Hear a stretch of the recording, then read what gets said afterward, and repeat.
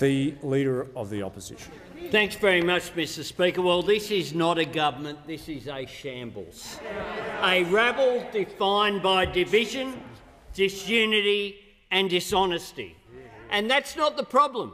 The problem is the result of that has led to dysfunction, and its incompetence is having a real impact on real people. A government which in the lead-up to Christmas was too busy giving each other pats on the back and high fives to worry about the crisis that was impending. Riding around in a racing car around Bathurst. Remember that? The great pretender pretending he was a racing car driver, saying he was looking through the windscreen, not looking through the rear-view mirror. Well, if he was looking forward, he would have been planning for the crisis, because that crisis is at its most acute in aged care. Over 600 deaths this year, 1,176 outbreaks right now, tens of thousands of aged care residents who have not got their booster shots. Over half the aged care workforce has not got their booster shots. 12,000 residents and workers infected as we speak, and between 20 and 25% of staff off each and every day. Residents in 2022 in Australia unable to get food and water, having their wounds untended because no one is looking after them, unable to get a shower or even get a wash. This is the real-life experience of older Australians today. And most tragically, older Australians, many of whom we know in aged care, affected by dementia, scared and frightened and alone, locked in their room in their last days, and for their loved ones unable to go and say goodbye. And yet what we have is this hand-picked minister, a minister who has shown complete contempt for the fundamentals of doing his job, a minister who is too busy to attend committee meetings and be held accountable, too lazy to know what's going on in the sector. And what is his response when he finally turns up to a committee meeting? He says the sector is going, quote him, exceptionally well. That's his response. A Prime Minister who has said repeatedly that it wasn't appropriate for the Defence Force to go into aged care. No, they can't assist there. Who just yesterday changed his mind on that and sent the Defence Force into aged care.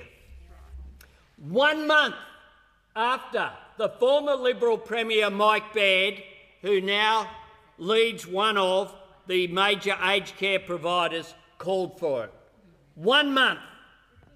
It follows, of course, the flip on providing any support at all to aged care workers at the National Press Club.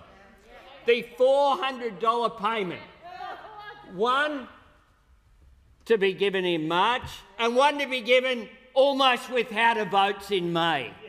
What a cynical exercise by a cynical political government. But what they haven't taken account of is that it's a pro rata payment.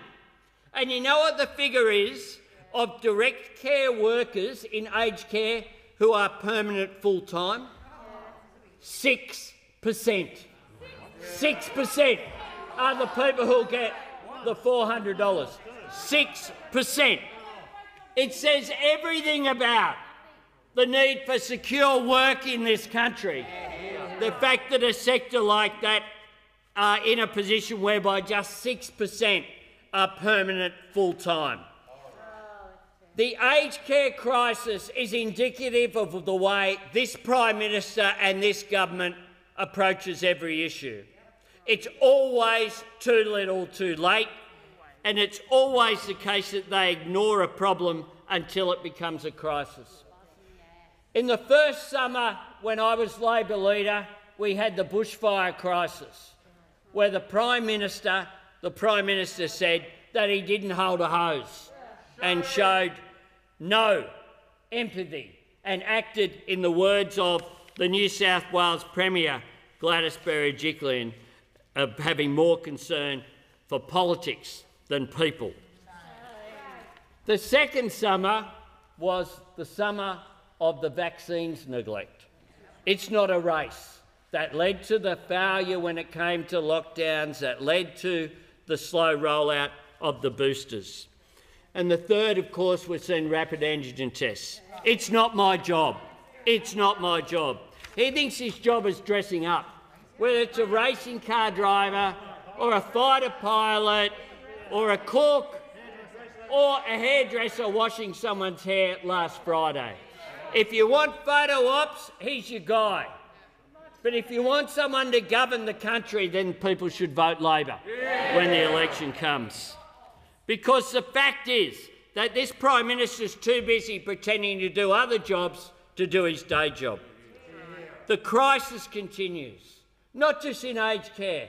Real wages going backwards, insecure work increasing, productivity flatlining, living standards falling, people being more and more insecure. And yet this parliament sits for 10 days in 6 months because they have no agenda for this term, let alone an agenda for a second day in office. A government in which the latest PM, when he got the job, described the government in his own words as a Muppet show. Well, at least the Muppet show was educational. The problem is this government never learns anything from its mistakes. They're just repeated over and over again because it's all politics, no substance. And the New South Wales Premier, of course, Gladys Berejiklian, at the height of the bushfires, called that out at a time when people were losing their lives, people were losing their homes, communities were under siege. The Deputy Prime Minister said, of course, he regarded the Prime Minister as a hypocrite and a liar from my observations, and that is over a long period of time. Well, that is after he had served as Deputy Prime Minister the first time and sat in a cabinet with the then Treasurer for 6 years and served in Parliament side by side for 15 years.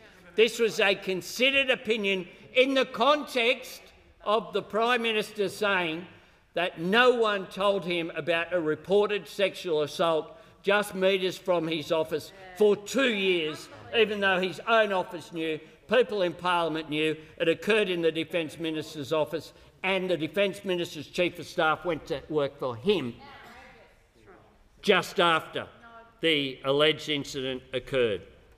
Well, I say this to the Australian people, and I don't think I know this to be the case. Imagine if this government fought for you with the energy that they fight each other. Imagine if they had that commitment, that diligence, that passion that they show when they fight each other. Because if they did that, they'd be fighting for the interests of aged care residents. If they did that, they'd be fighting for the interests of aged care workers. If they did that, they'd be fighting for the interests of people in insecure work. If they did that, they'd be fighting for people whose living standards are going backwards because wages aren't keeping up with the cost of housing and rent, the cost of petrol, the cost of food and groceries. Young people are struggling to buy a house. This government says that it's all okay, it's all hunky-dory, even at the height where you have people in aged care being locked away, being unable to get the basic essentials of care, when there isn't food on the shelves of supermarkets, when we have an absolute crisis, this government just is all spin and no substance, which is why they don't deserve another term in office.